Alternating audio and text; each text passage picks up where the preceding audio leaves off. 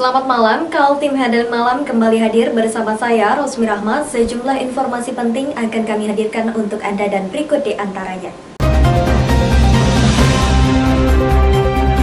Kita awali Kaltim Headline Malam edisi kali ini. Pembunuhan terjadi di wilayah hukum Polres Kutai Barat, Kalimantan Timur. Seorang pemuda berusia 21 tahun berinisial MM ditangkap setelah membunuh teman wanitanya di rumah sendiri.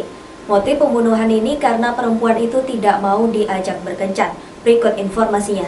Kejadian berdarah itu terjadi Senin 1 Februari 2021 malam hari di rumah pelaku MM di Kampung Sumbersari, Kutai Barat. Cerita yang diperoleh jajaran Reskrim menyebutkan motif pembunuhan adalah seks. Tersangka MM kecewa dengan teman wanitanya berinisial ME lantaran tidak mau diajak berhubungan seks. Jadi sebelum berbicara kronologis, kita mengamankan saudara berinisial MM. Kemudian korban pembunuhan adalah saudari M alias T. TKP penangkapan tepatnya di rumah pelaku, yaitu di Kampung Sumbersari. Kronologi kejadian dimulai saat kedua anak muda itu bertemu tanggal 17 Januari, sekitar pukul 21.00 waktu Indonesia Tengah, di sebuah warung angkringan di Kampung Sumbersari. Saat itu korban menyampaikan keinginannya meminjam uang sebesar 2 juta rupiah karena ada keperluan. Tersangka yang diduga sudah naksir dengan ME dan berharap bisa berhubungan seks segera menyerahkan uang tersebut. Tapi, rupanya pada malam itu harapannya bisa bersenang-senang berhubungan seks dengan ME tidak kesampaian. Setelah mendapatkan uang 2 juta sebagai pinjaman, SE tidak mau diajak bersetubuh, dan hal itu membuat MM menjadi kesal. Beberapa hari kemudian, tersangka berencana mengajak lagi SE melakukan hubungan seks. Dia menghubungi korban melalui WhatsApp dan merayu ME akan memberikan uang 600.000 asal mau bercinta dengannya. Korban setuju dan akhirnya dijemput menggunakan sepeda motor dari daerah Busur di depan SD Negeri Kelurahan Barong Tongkok. Kedua anak muda itu berboncengan menuju kediaman pelaku di Kampung Sumbersari. Setibanya di rumah pelaku, korban meminta uang yang dijanjikan yakni sebesar 600.000 rupiah. Namun pelaku tidak menyerahkan uang tersebut karena memang tidak memiliki uang. Korban kemudian menolak melakukan hubungan intim dengan pelaku sehingga membuat kemarahan MM dan terjadilah peristiwa pembunuhan itu. Barong Tongkok.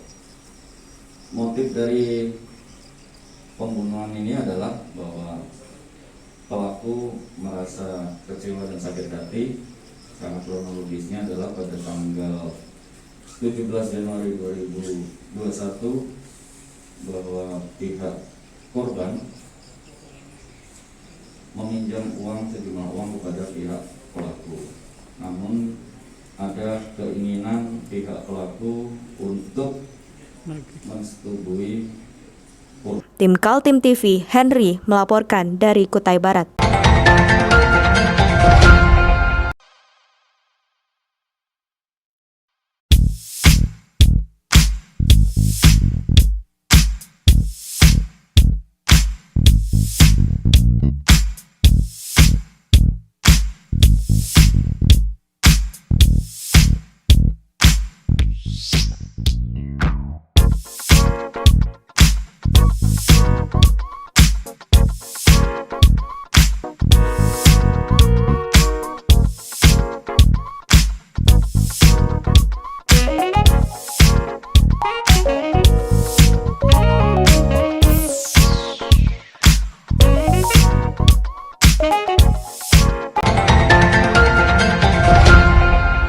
Puluhan warga Gunung Belah, Desa Mulawarman, Tenggarong Seberang, Kutai Kartanegara memprotes perusahaan tambang batubara dengan tuduhan menyerobot tanah perkebunan yang telah digarap turun-temurun oleh warga.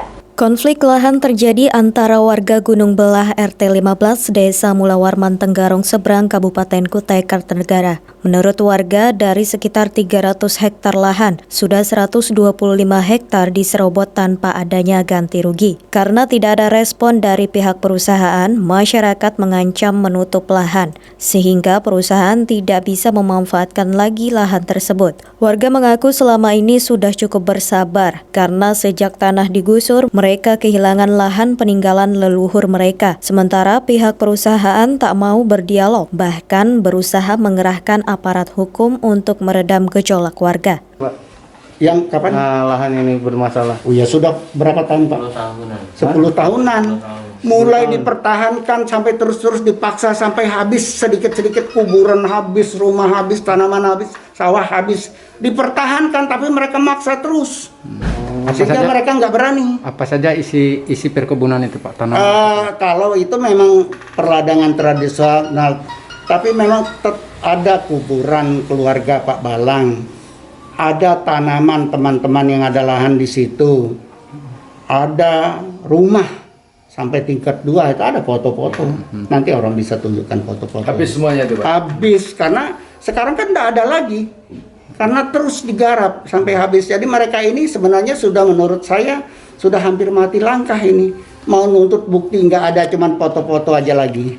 Masyarakat Gunung Belah mengklaim perusahaan datang sekitar 10 tahun silam dan langsung menggusur tanaman kebun di sana. Sepanjang itu juga perlawanan diberikan oleh warga, namun tidak ada hasil karena perusahaan dengan kekuatannya mengerahkan aparat hukum dan pemerintah untuk melegalisasi aksinya. Kuasa hukum warga Dr. Elisason mengakui selama ini penyelesaian kasus tanah dengan pendekatan siapa pihak yang punya surat tanah. Jika hal itu ditanyakan kepada warga di sana, tentu hal itu melemahkan tuntutan warga karena memang tidak punya surat-surat tanah itu.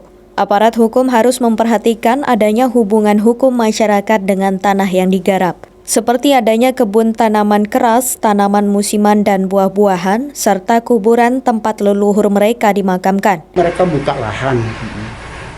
lahan bertahun-tahun, ya namanya orang yang kategori sekitar hutan atau masyarakat sekitar hutan atau masyarakat dalam hutan kan bergantung dengan sumber daya lahan. Sumber daya lahan ya dibuka jadi ladang biasa kan, secara tradisional mereka bikin tanaman mulai dari tanaman semusim sampai tanaman keras berupa buah-buahan tradisional seperti cempedak, seperti apa misalnya itu kan. Nah, itu sebagai penanda bahwa mereka ini juga memelihara tanah itu terus-menerus. Dalam bahasa hukum mengatakan bahwa mereka memelihara tanah itu terus-menerus dengan niat baik. Dalam bahasa hukum juga, walaupun mereka tidak tahu, mereka sudah membangun hubungan hukum dari tahun ke tahun dengan tanah itu sendiri. Nah, jadi berarti dengan semacam itu milik mereka lah. Arti harus diakui karena dibuktikan juga dengan bukti-bukti fisik. Kalau soal surat sih nggak terlalu penting, walaupun ya kalau punya surat. Nah, kemudian hari mereka tahu itu digusur oleh perusahaan. Nah, mereka tahan, tapi perusahaan maksa terus. Kadang-kadang juga pakai aparat keamanan memaksa agar masyarakat nggak bisa mempertahankan sehingga habis. Sampai hari ini urusan nggak selesai sampai hari ini. Bagaimana kelanjutan kasus ini? Warga masih menunggu jawaban perusahaan. Tim Kaltim TV, Hardin melaporkan.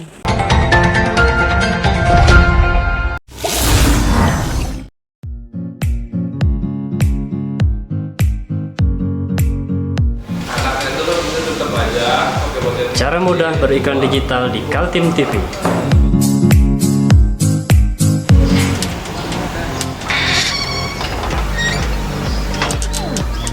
Yang pertama, jadilah sahabat Kaltim TV.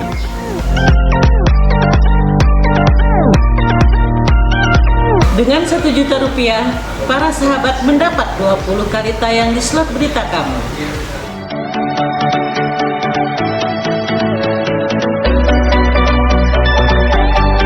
Dengan 20 detik, dapat menjangkau 20.000 penonton. Anda beruntung karena mendapat kesempatan perdana dari kami. Ayo jadilah sahabat Kaltim TV.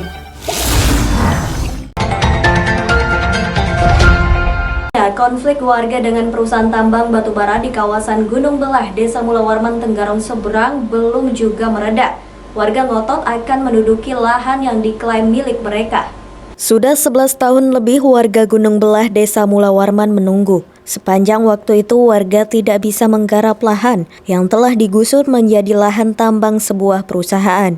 Perusahaan itu, PT JMB, mengaku sudah membeli lahan di sana dari warga. Namun sebanyak 62 warga di sana mengaku tidak ada satupun di antara mereka yang telah menerima ganti rugi. Karena itu, kuasa hukum warga Dr. Elisason meminta kepada perusahaan agar menghadirkan data-data kepada siapa pembayaran tanah tersebut. Tidak ada kesepakatan yang baik, bahkan pusat tidak catat, mereka tutup sampai kapanpun. Nah, tapi kalau ada berita baik bahwa ini bisa dijalankan sesuai konsep saya tadi di runut, mungkin mereka tidak nutup, yang penting proses itu jalan sampai selesai. Kan kalau proses itu dilakukan nggak ada satupun membantah itu siapa yang benar salah lagi. Karena itu belum dibikin, maka perusahaan tetap ngotot dia benar sudah bayar. Senangnya punya lahan, belum saya terima bayar. Kan begitu. Jadi tapi dengan proses yang saya usulkan kemarin di kantor Polsek itu, insya Allah pasti terbuka di mana letaknya yang dua ini kok nggak sepaham banget. Yang satu merasa saya belum dibayar, lahan saya perusahaan bilang sudah dibayar berdasarkan data di atas kertas.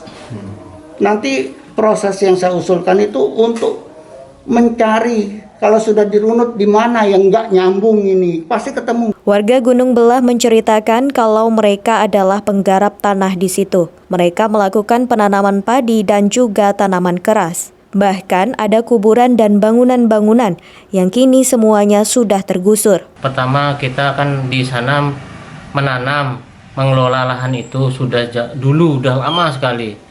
Nah, sudah tahun 95 itu kita sudah menanam, kami semua nanam tanaman buah-buahan, tanaman padi gunung itu kita tanam. Nah setelah itu kita pelihara terus sampai sekarang. Nah adanya tambang ini dia masuk.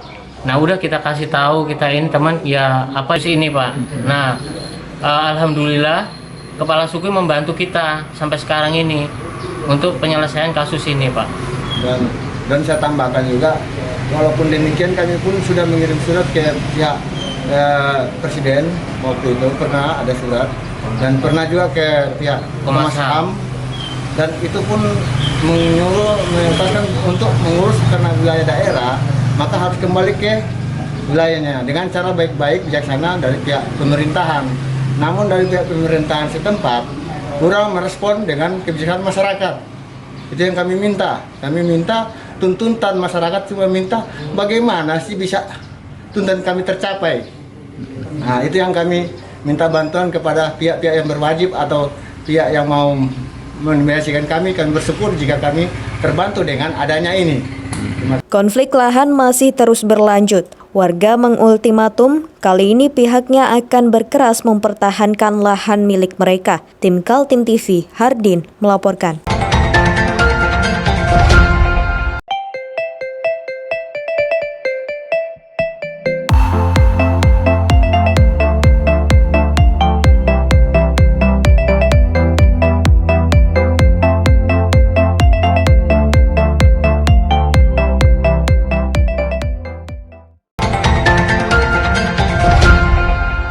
DPRD Kaltim menyoroti pertanian dan peternakan Kalimantan Timur yang dianggap masih payah sebab meski provinsi ini memiliki lahan yang begitu luas, tapi untuk memenuhi kebutuhan bahan pangan warganya saja masih harus didatangkan dari luar daerah. Berikut informasinya. Sorotan itu disampaikan Wakil Ketua DPRD Kaltim Sigit Wibowo dan anggota Komisi 2 Sutomo Jabir saat menerima rombongan dari DPRD Kabupaten Pasir pekan tadi, diundang juga Dinas Pertanian dan Dinas Peternakan Kaltim. Diakui Sigit, persoalan lahan pertanian menjadi masalah krusial di Kaltim karena aksi pertambangan yang mengalihkan fungsi pertanian membuat produksi pertanian ikut pula terganggu. Dari faktor-faktor itu, Sigit merasakan perlunya dilakukan koordinasi pertanian dan perkebunan secara menyeluruh yang melibatkan kabupaten dan kota sekaltim. Ya, banyak problem-problem terkait dengan kegiatan-kegiatan di dua dinas ini. Gitu. Yang pertama soal pertanian. Pertanian kita ini kan mestinya ada tolak ukurnya, produktivitasnya per tahunnya sekian, tapi ini tidak jelas gitu. Nah kemudian masih belum jelas gitu, maksudnya lahan pertanian yang jumlahnya sekian itu kan mestinya harus dipertahankan. Ini sudah mengalami penurunan, ya kan, kayak gitu-gitu kan, untuk pertambangan, untuk perkebunan sawit, ya gitu-gitulah. Anggota Komisi 2 Sutomo Jabir menyambut baik langkah DPRD Kabupaten Pasir melakukan rapat koordinasi sektor pertanian, peternakan, dan perkebunan kepada provinsi. Sektor pertanian, peternakan, dan perkebunan akan didorong agar menjadi primadona karena menyangkut ketahanan pangan. Kabupaten Pasir, Komisi 3, dia tadi diwakil dari Ketua Komisi 3 untuk mensinkronisasi program di bidang pertanian dan peternakan yang ada di Provinsi Kalimantan Timur. Makanya dia kan berkunjung ke DPRD Komisi 2 bidang-bidangnya. Sekaligus kita undang dari Dinas Pertanian dan Perkebunan untuk mensinkronkan apa-apa kegiatan dari dinas untuk di Kabupaten Pasir, baik di bidang pertanian maupun perkebunan. Kemudian tindak lanjut dari beberapa fasilitas yang ada di sana, misalnya karantina atau rumah pemotongan yang belum ada, yang belum maksimal, itu minta disupport. Tim Kaltim TV, Hardin melaporkan.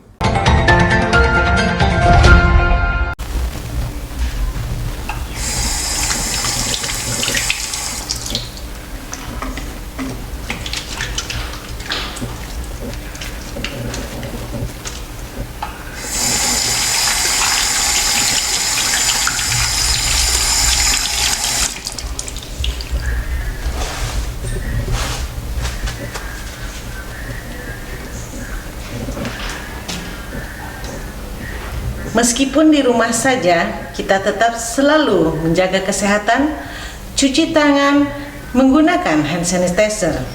Ingat, mulailah dari diri sendiri. Satuan Reserse Kriminal Polres Kutai Barat mengungkap sindikasi pembuatan STNK yang melibatkan pelaku antar provinsi. Seorang pelakunya ditangkap dan mengakui ada 30 mobil bodong sudah diurusnya menggunakan STNK palsu. Hati-hati jika membeli mobil dengan harga tidak wajar, sebab jangan-jangan surat-suratnya palsu hasil pembuatan oknum berinisial SS, warga Kampung Muyup Ilir, Kecamatan Tering, Kutai Barat. Pria berusia 41 tahun itu kini menjadi tersangka dan ditahan di Mapores Kubar. Perbuatan SS terungkap saat polisi mulai menaruh curiga adanya sindikasi pemalsu STNK beroperasi di Kutai Barat. Suatu hari polisi membuntuti SS saat menuju tempat jasa penitipan dan pengiriman barang di Barong Tongkok. Saat SS mengambil kiriman dokumen, polisi langsung membekuk. Dokumen kiriman itu ternyata adalah 1 lembar STNK alias surat tanda nomor kendaraan. STNK palsu itu dikirim oleh seseorang berinisial IS di Jakarta. Dari pengakuan itulah diketahui adanya sindikasi jaringan pemalsuan STNK yang melibatkan SS di Kubar. Bahwa kita mengamankan satu orang atas nama SS, di mana pada saat personil Polres mendapat informasi akan ada pengiriman dokumen surat STNK palsu yang dikirim dari Jakarta, kemudian kita ikuti delivery sampai ke Tiki di Barong. Kemudian personel melakukan penangkapan di situ dan meminta kepada tersangka untuk membuka kiriman tersebut atau paketan tersebut. Dan setelah dibuka paketan, kemudian ditemukan 1 lembar STNK yang kemudian kita cross-checkkan kembali ke Samsat dan Satlantas kita, ternyata dokumen tersebut benar palsu. Dari keterangan tersangka SS diketahui, dia bukan baru kali itu menerima jasa pengurusan STNK palsu. Jumlah mobil bodong yang diurusnya ada 30 unit dan 7 diantaranya diamankan pihak kepolisian. Salah satunya ada mobil merek Kaila dijual murah, yaitu hanya 60 juta rupiah, sementara STNK-nya dibuatkan oleh tersangka SS.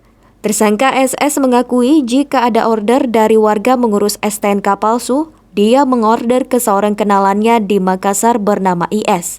Kemudian IS yang mengurus STNK itu, dan konon, sindikat ini memiliki jaringan hingga Jakarta. Polisi terus mengembangkan kasus tersebut karena diduga melibatkan sindikasi antar provinsi. Kapolres meminta kepada warga yang kehilangan mobil atau menjadi korban STNK palsu, segera menghubungi Polres Kubar. Tersangka SS diduga melanggar tindak pidana pasal 263 ayat 2, Jo pasal 55 ayat 1 KUHP dengan ancaman pidana penjara paling lama 6 tahun.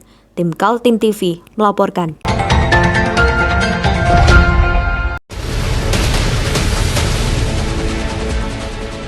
Mari kita memerangi virus corona dengan mematuhi imbauan pemerintah. Stay at home.